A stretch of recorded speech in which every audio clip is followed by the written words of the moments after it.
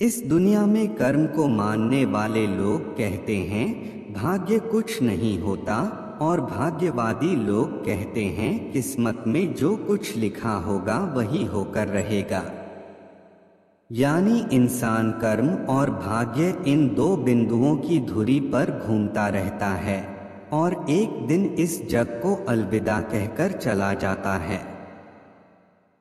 भाग्य और कर्म को अच्छे से समझने के लिए पुराणों में एक कहानी का उल्लेख मिलता है। एक बार देवर्षि नारद जी बैकुंठ धाम गए। वहां उन्होंने भगवान विष्णु का नमन किया। नारद जी ने श्रीहरि से कहा, प्रभु, पृथ्वी पर अब आपका प्रभाव कम हो रहा है। धर्म पर चलने वालों को कोई अच्छा फल नहीं मिल रहा, जो पाप कर रहे हैं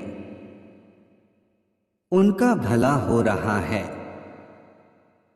तब श्रीहरि ने कहा, ऐसा नहीं है देवर्षि, जो भी हो रहा है सब नेति के जरिए हो रहा है। नारद बोले, मैं तो देखकर आ रहा हूँ, पापियों को अच्छा फल मिल रहा है और भला करने वाले, धर्म के रास्ते पर चलने वाले लोगों को बुरा फल मिल रहा है। भगवान ने कहा, कोई ऐसी घटना बताओ।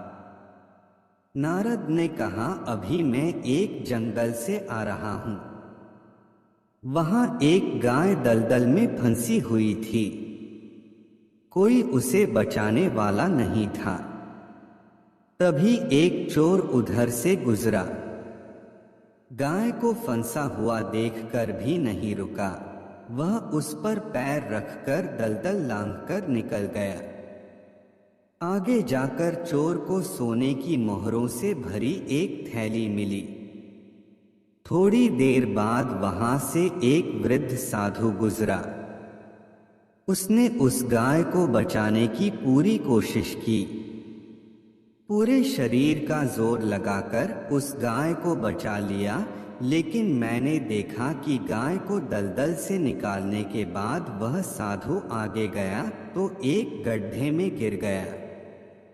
प्रभु, बताइए यह कौन सा न्याय है? नारद जी की बात सुन लेने के बाद प्रभु बोले, यह सही ही हुआ।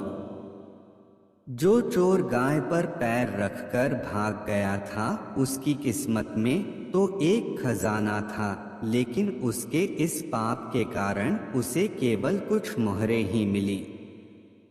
वहीं उस साधु को गड्ढे में इसलिए गिरना पड़ा क्योंकि उसके भाग्य में मृत्यु लिखी थी, लेकिन गाय को बचाने के कारण उसके पुण्य बढ़ गए और उसकी मृत्यु एक छोटी सी चोट में बदल गई। इंसान के कर्म से उसका भाग्य तय होता है। इंसान को कर्म करते रहना चाहिए, क्योंकि कर्म से भाग्य बदला जा सकता है।